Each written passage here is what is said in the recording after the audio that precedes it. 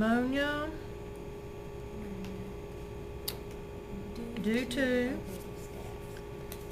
Staphylococcus aureus. So we find the due tos. Under the due tos, we find the Staphylococcus. Under the Staphylococcus, we find the aureus. And what code do you get? 482.41. All right, we look up 482.41.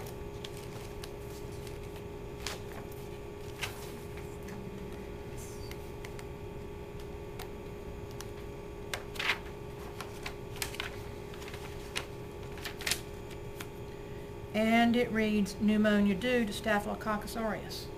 It could not be in that code and be any other causative organism, could it?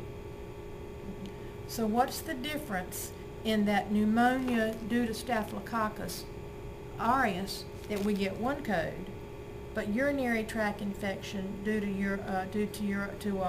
urosepsis, no, Pseudomonas, we had to have two? When you looked up 599.0, did it specify the type of infection? No, it didn't. No. It has to specify. That's the difference. When the one code specifies both parts, you only need one code. But when the code doesn't specify both parts, you need two parts to it. All right, why then did they put some codes in here that handle both parts? Because they are diagnoses that are so prevalent together that they felt, or that they felt it needed to be registered together for some diagnostic reason that's beyond our capability of knowing. Does that make sense? Okay. All right, so sometimes one code will do, sometimes it takes two codes. But the bottom line is, if you know in your diagnosis what type of infectious organism it is, or if you can look it up on the lab report and find it out, do you need to code it? All right, I've got on the front sheet of my chart urosepsis. He didn't put due to Pseudomonas. Can I go to the culture and sensitivity and find that it was Pseudomonas? That it grew out of Pseudomonas? You could. And shouldn't I? Yeah. Isn't that what they're paying me the big bucks for? Yeah. To look it up, just like they'd have to look it up. Just because they don't put it on the front sheet of the chart does not eliminate your responsibility at all. You've got to go to the lab report and look it up and see what caused it. Okay. But if there's no lab report, then we have no obligation.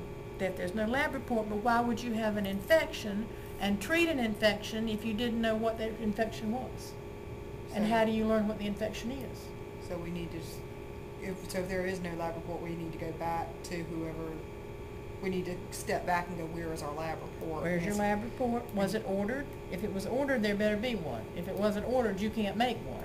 Yeah, But so we need to step back, look at our orders and backtrack. Well, you should have some type of form up there too to state that something's missing. Because, what class? Who do you think does that? We do. That's right. But we are able to flag the physician or whoever hasn't signed off, or if something's missing, we're able to flag. I know there's a red flag you can put there. Okay. But I can't swear on it because I haven't messed with it. But my point is, we don't code from the front sheet of the chart. We code from the chart, the whole thing. Now, in the code training manual, you can't code from the whole thing because you don't have it. And in the blurbs in the back, the case studies, you still, everything you have is right there. You can't go into the chart. That's why at the end of the month, we're going to go to the V-Lab and you're going to look at real medical records and you're going to code from real medical records. And if you think this is hard, you wait till you get to that. Oh, I believe that because, oh my goodness, all them reports in there, and I remember seeing it from last semester. We were doing some stuff in there. We were just looking how to go in and out, looking for if things were missing, and We almost need to have a separate class on just V-Lab competency, right? It is a part of what No, your competency in knowing what's in the medical record came from HIT 114. Didn't you learn the parts of the medical record? Didn't you look at the parts? But you didn't know why you were looking at the parts. As you go through, you begin to see how the parts interface together with all the other courses that you have, and so when you get through, it's kind of like, oh, gee, that's why I had to know that and that and that and that, because you're pulling it all together. Well, it took me a long time to figure out. I said, why am I reading this medical record, or why am I? It took a long time, and then it hit me. I gotta code something with that. It took a long time for me to figure that out, and I thought, You oh, will that is have the to most know what's in the record boringest just one. as much as any other healthcare provider, hands-on And there's provider will have to know. thick. You will have to know it. All right, Took a long so time. that's kind of what that first part is all about. The bottom of page 89. A thorough index search is required in coding infection. When the main term for the condition has been located, a subterm for the organism always takes precedence over a more general subterm. All right, what that's saying. A minute ago, we looked up pneumonia due to Staphylococcus aureus. We could have just stopped at a pneumonia code, couldn't we? But that would not have been right because we knew more. So we had to take it to the fullest extent that we possibly could in order to get the full amount of information.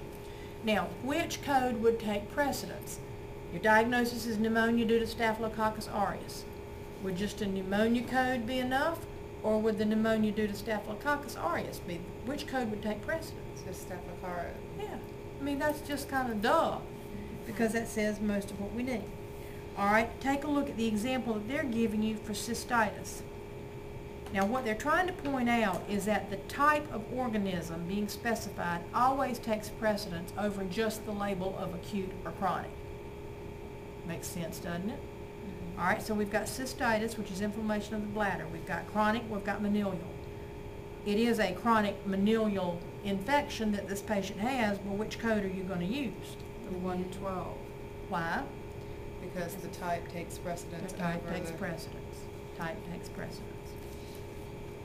All right, so acute and chronic don't really say a whole lot of anything, do they? I mean, they say more than just the name of it says more than just cystitis, but it doesn't tell you a whole lot. It doesn't tell you the type and the organism. All right, SARS. You remember hearing about SARS coming about in China and we saw everybody with the masks on?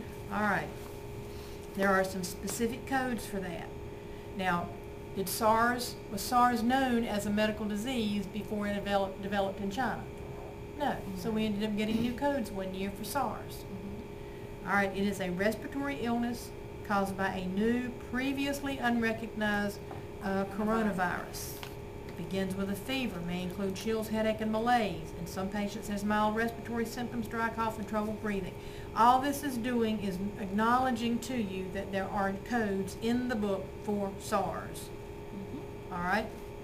What would I use to look up SARS? Where am I going to go to find it?